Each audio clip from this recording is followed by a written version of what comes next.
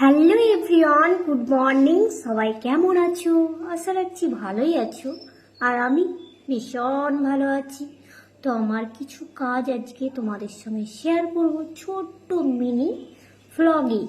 তো মিনি ভ্লগে কি শেয়ার করছি চলো দেখছো। আজকে আমি আজকে না 2 দিন আগে এই শাড়িটা পরেছিলাম, কিন্তু আমার যেহেতু ভিডিও নেই তাই এখান থেকে ওখান থেকে একটুখানি করে নিয়ে একটা ভিডিও তৈরি করলাম। তো আমাকে ব্ল্যাক কালারের শাড়ি পরে কেমন লাগছিল একটু কমেন্টে জানাবে কিন্তু।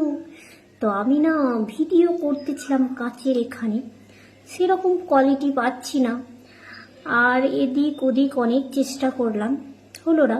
এবার আমি চলে যাব ছাদেতে।